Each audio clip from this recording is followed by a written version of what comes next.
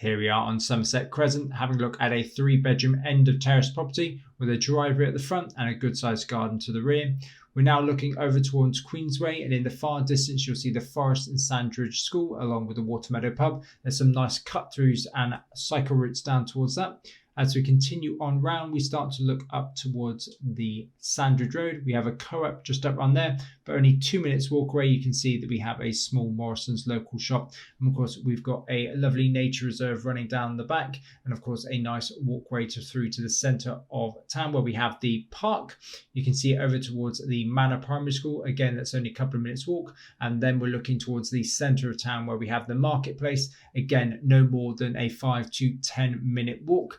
As we continue around, we have the campus, and then we're looking back out towards the far end of Melksham, where we look out towards the Semmington Village. As we continue on round, once again, we're looking up towards Spa Road, where we have a garage, another shop, and of course, down the far end, we're coming back to the end of Queensway, where we have a doctor's surgery at the top. But from here, we're going to head on in to number 2, Somerset Crescent.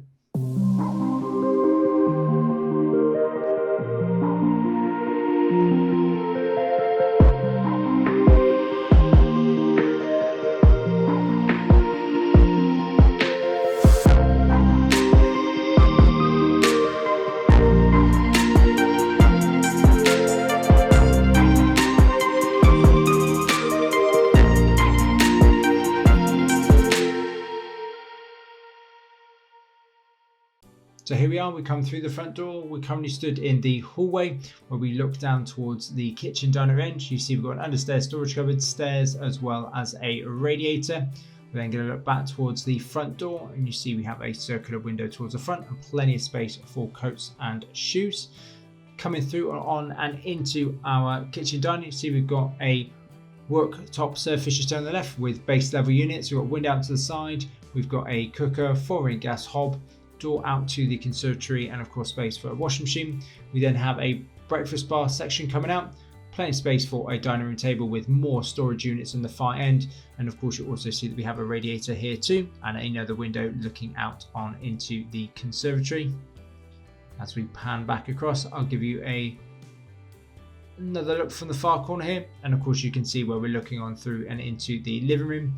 As we come on back, you can see a little better. We've got space for a fridge, freezer, and also the washing machine. We've got a little space to the side where we have space for a shed, but we're coming on through into our living room. So you see we've got a gas fire there in the center. We've got a radiator just here behind this sofa. Got another sofa at the far corner. You see a door through back to the hallway, window to the front, and of course we come back to that focal point of the fireplace with the gas fire. As we continue to pan around, we'll go over into the far corner here, and we'll pan around once again. So brilliant sized room, of course lots of light coming through. You can see through the blinds out onto the driveway and where we started just a few moments ago. If we continue on out, we're coming into the conservatory. We're coming onto a tiled floor. So you've got polycarbonate roof, French doors out to the rear, and of course the glass extending around. So it's currently used as a second living room or a playroom. As you can see, we've got the sofa just down there. We've got an electric heater down there also. And as we pan around to the far end, you can see we've got some further doors, side access door. As we come on down, we have a utility and of course our cloakroom. So you've got an extractor fan, low level WC, heated towel rail, and a wash hand basin just there on the left. And then coming through into what was used as a utility. So you see we've got power points, units there on the wall, and of course we also have space for a chest freezer and a tumble dryer. Got a window out to the side as well. Of course you could use this and put plumbing in here from the cloakroom and used it properly as a utility with a sink potentially. There's a quick view out into the garden, which of course I'll take you out shortly, but from here let's go on up to the upstairs. So coming up to the top of the stairs, you can see we're facing out towards the rear where we have the bathroom, main bedroom, and then we have 2 smaller bedrooms to the front. We've got a loft hatch, and there is our view out to the side. So we'll start off with the largest, heading out towards the rear. We've got a large amount of built-in wardrobes here. As you can see, then coming around to space for a double bed, still has space for nightstands either side, window, radiator out towards the rear, and more storage. Definitely not wanting for any more storage in this room. As we continue to pan across, And then from here, quick view out to the garden over top of the conservatory, and making our way to the front. And we're heading on into the bedroom just here on the left hand side. So we've got radiator down on the left. You can see we've got a camp style bed just here. As we look down towards the front, you can see where we have the window. There's a quick view out to the front. And if we come around, you can see a good sized child's bedroom. And then we have a further bedroom where you can see we have a large amount of units in here. We've got a filing cabinet on the right, followed by a large desk, window with a radiator underneath to the front. You can see there's space down behind. So once again, a pretty decent sized room. So not bad sized rooms overall, relatively equal. And of course you then view out to the front once again. If I take you on down to the bathroom, you see we have a heated towel rail. We also have tiling all the way from floor to ceiling. We then have a low level WC, a wash hand basin with units below. We've got a mirrored unit, we've got the corner bath, window to the side, and you can see we have a main shower over the top with a hand shower attachment and of course a shower curtain.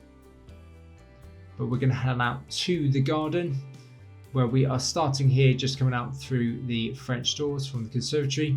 You see we've got the good sized patio area here with the hedge line denoting the border all the way down the left hand side.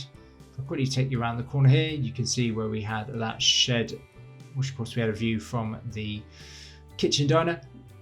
As we look on down, we've got the area of lawn, so really good sized space, especially in this price point. As we work on down, and of course you see we've got a bed just here on the right hand side, and of course we've got some trees, and of course we've got the hedge line at the far end. It's nice because all the properties are relatively far set back, so there's nobody directly on top of you. So you've got a 12-foot trampoline here in the middle, and then followed by an area of gravel down the far end. So yeah, as I've mentioned before, there's not a lot else you can get in terms of garden size at this price point. As we view back towards the rear of the property with that utility section coming off the rear. But that's where we're going to finish today for number 2, Somerset Crescent.